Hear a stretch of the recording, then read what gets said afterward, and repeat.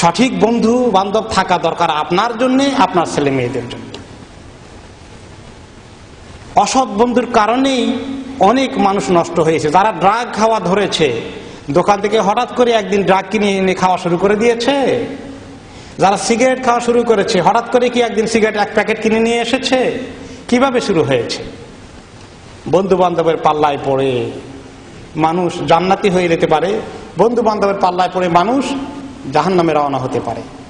এই জন্য কিয়ামতের দিন আল্লাহ তাআলা একটা এক্সাম্পল দিয়েছেন সূরা আল ফুরকানের 27 থেকে 29 নম্বর আয়াতে, যে সেদিন অনেক জালেম আছে, গুনাহগার, মুশরিক, বেদিন, এমনকি মুসলমান ফাসিক ফুজ্জার যারা ছিল তারা নিজেদের দাঁতে দিয়ে হাতে কামড় দিবে, দুঃখ করে বলবে, ইস আমার কি মুসিবতের কপাল, কি দুঃখের কপাল আমার, আমি যদি আল্লাহর রাসূলকে আমার সঙ্গে আমার সাথী হিসাবে পাইতাম, আমি যদি অমুক লোককে, অমুক কাফের, বেদিন, মুশরিককে, ফাজেরকে, ফাসিককে আমার বন্ধু সাথী না বানাইতাম।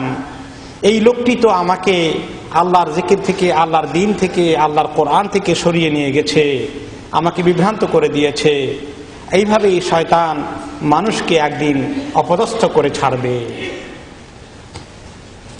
বন্ধুর কারণেই অনেকে জাহান্নামে যাবে। এই জন্য এক্সাম্পল দিয়েছেন নবী করিম সাল্লাল্লাহু আলাইহি ওয়াসাল্লাম। আপনার হাদিসটা অনেকবার শুনেছেন যে ভালো লোকের এক্সাম্পল তিনি দিয়েছেন আতরওয়ালার মতো।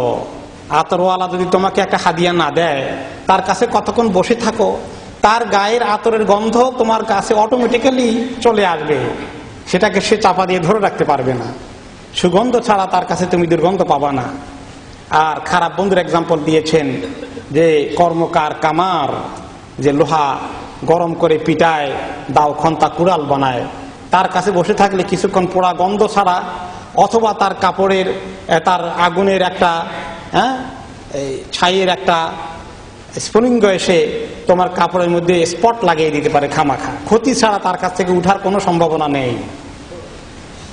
এরপরে তিনি বলেছেন যে সব মানুষ তো সমান না, কিছু মানুষ আছে তাদের কাছে মনে হয় যেন নেক কাজের চাবি আছে আর গুনাহ কাজের বন্ধ করার চাবি আছে, আর কিছু মানুষ আছে তাদের কাছে গুনার দরজা খুলে দেওয়ার চাবি থাকে আর নেকি দরজা বন্ধ করে দেওয়ার চাবি থাকে। তো কোন চাবিওয়ালার কাছে আমরা যাব, কে আমাদের বন্ধু হওয়া উচিত, এই হাদিসে সেটার ইঙ্গিত রয়েছে। ভালো লোকগুলোর সঙ্গে চললে আপনার আমল ভালো না হলেও আপনি অনেক কিছু পেয়ে যাবেন। একটি হাদিসে এসছে যে আল্লাহ তাআলার কিছু ফেরেশতারা জমিনে ঘুরতে থাকে, কোথায় দ্বীনের কথা হয়, আল্লাহ তাআলার জিকির ফিকিরের কথা হয়, আল্লাহর দ্বীনের আলোচনা হয়, মানুষকে নেক কাজে উৎসাহিত করা হয়, এই জায়গা, ইলমের জায়গা তারা খুঁজে বেড়ায়। তখন এরকম কোন জায়গায় যখন দেখে যে দ্বীনের কথা হচ্ছে, সেখানে ফেরেশতারা তাদের চতুর্পাশে গিয়ে বেষ্টনী করে দাঁড়িয়ে যায়। আল্লাহ তাআলা জিজ্ঞেস করেন যে এইদের পাশে তোমরা দাঁড়িয়ে গেলা, এরা কি করে? আল্লাহ ভালো করেই জানেন, তবুও জিজ্ঞেস করেন। তো ফেরেশতারা জবাব দেন, আপনার জিকির করে, আপনার প্রশংসা করে, আপনার গুণগান গায়, আপনার কথা আলোচনা করে, আপনার দ্বীনের দাওয়াত দেয়, লোকদেরকে ভালো কাজের কথা বলে। তো আল্লাহ তাআলা বলেন, এই সুন্দর কথাগুলো বলার কারণে, আমল করার কারণে তোমরা সাক্ষী থাকো ফেরেশতারা, আমি তাদেরকে সবাইকে মাফ করে দিলাম। তখন সেখানে ফেরেশতা একজন বলে যে আল্লাহ পাক সবাইকে তো মাফ করে দিলেন, কিন্তু ওদের ভিতরে একটা লোক আছে আসলে মোটেই ভালো না, তার আমল টামল সুবিধা নাই, কিন্তু সে কোন একটা কাজে আসছিল, এদের কারো একসঙ্গে তার দরকার ছিল, দেখা করতে আসছিল, এসে ওদের ওখানে জিকিরের ফিকিরের দ্বীনের কথার মধ্যে চট করে বসে গেছে শুধু, সে কিন্তু আসলে বেশি ভালো লোক না, তাকেও যে মাফ করে দিলেন। আল্লাহ তাআলা বলেন যে সমস্ত ভালো মজলিসের ভালো নেককার লোকগুলোর স্বার্থে, তাদের সম্মানে আমি তাকেও মাফ করে দিলাম। তাহলে নেক লোকদের সঙ্গে উঠা বসা, ভালো বন্ধু বান্ধবের সঙ্গে উঠা বসা করতে পারাটাও কত বড় ফজিলতের বিষয় বুঝতে পারছি আমরা এখন। কাজেই কোন বন্ধু আমরা ঠিক করেছি আমাদেরকে চিন্তা করতে হবে এখন, কার সঙ্গে আমরা চলতে চাই, কার সঙ্গে আমরা সময় কাটাই।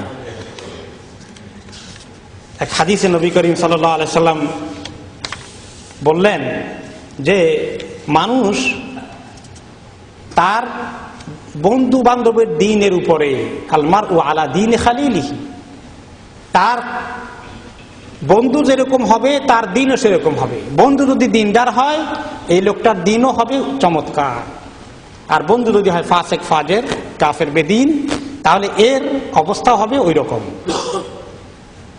তাহলে একটা লোক দেখুক কিরকম বন্ধু তাকে নিতে হবে। নেক বন্ধু হয়ে গেলে তাদের দ্বারা অনেক ফায়দা আছে। এই জন্য ওমর ইবনে খাত্তাব রাদিয়াল্লাহু আনহু বলেছেন যে শোনো, তোমরা সবসময় ভালো বন্ধু বান্ধব জোগাড় করে নিও, তাদের সঙ্গে বসবাস করো।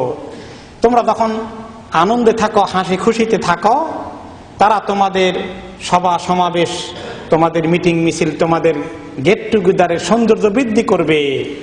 আর যদি কোনো বলা মুসিবত, দুঃখ মুসিবতের খবর থাকে তাহলে সে বন্ধু বান্ধব তোমাকে দুঃখ মুসিবতে পার হয়ে যেতে সাহায্য করবে। সাবিব ইবনে সাইবা রাহিমাহুল্লাহ বললেন যে দুনিয়ার মধ্যে সবচেয়ে উত্তম কামাই হচ্ছে ভালো বন্ধু বান্ধব থাকা, নেককার বন্ধু বান্ধব জোগাড় হওয়া।